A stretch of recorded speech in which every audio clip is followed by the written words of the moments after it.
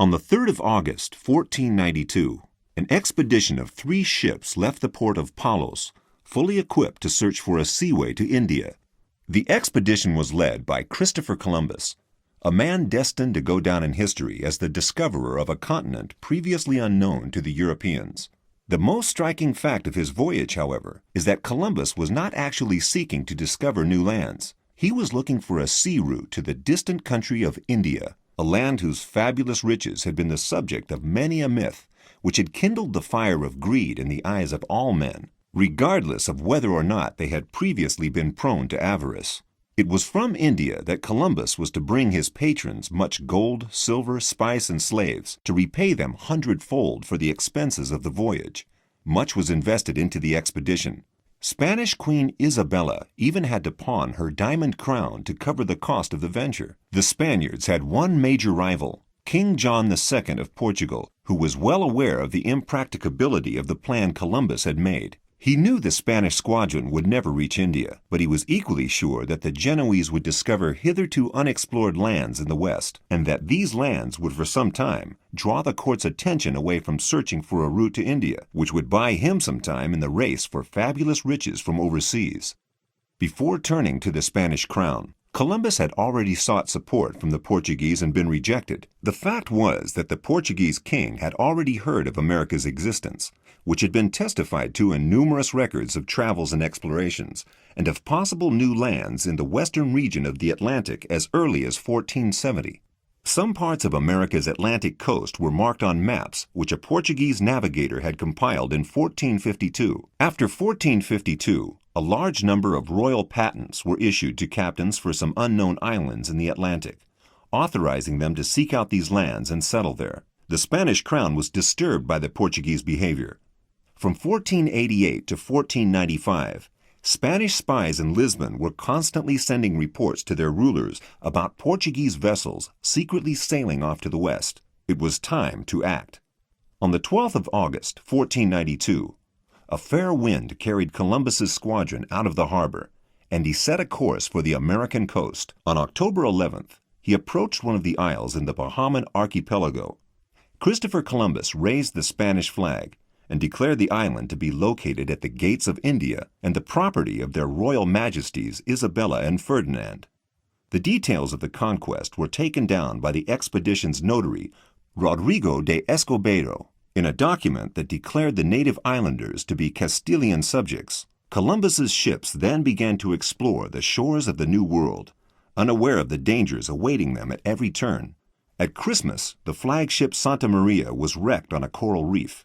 The explorers decided to set up a colony on the nearest island. On January the 4th, Columbus left 38 people behind with a stock of weapons and food in the new colony they had named Navidad, Christmas, and set sail for Spain. On March the 4th, the explorers stood before King John II, who welcomed Columbus with open arms and affirmed his own rights to the New World. King John later offered to discuss the rights to the newly discovered lands, and a treaty was drawn up in 1494, whereby the demarcation line was to follow the meridian 370 leagues west of the Cape Verde Islands. According to the agreement, Brazil went to Portugal. Pope Alexander VI divided the whole New World and its countries, discovered or not, between 2 monarchs, 2 states actively patronized by the Roman Church, Spain and Portugal. Now it's high time other European states laid claim to the New World and stood up for their rights with the power of their guns. The division of the world continues. The second expedition took place in 1493 and was again led by Admiral Columbus, now viceroy of the newly discovered lands. The squadron this time consisted of 17 vessels, including 10 caravels. The flagship was the Santa Maria la Galante. Among the participants of the expedition were about 1,500 recruited sailors, soldiers, future colonists, royal officials, and missionaries. A 6-month stock of provisions, plant seeds, cattle, tools, and implements for the future colony were loaded onto the ships. The time of the discoveries had begun. In November 1493, Columbus discovered the islands of Dominica, Guadalupe, the Lesser Antilles, and the island of Puerto Rico. In his search for gold, Columbus conducted a military campaign to Haiti in March 1494, only to discover the southeastern and southern shores of Cuba, the Isla de la Juventud, Isle of Youth, and Jamaica. Within 40 days, Columbus explored the southern shore of Haiti and continued his conquest in 1495.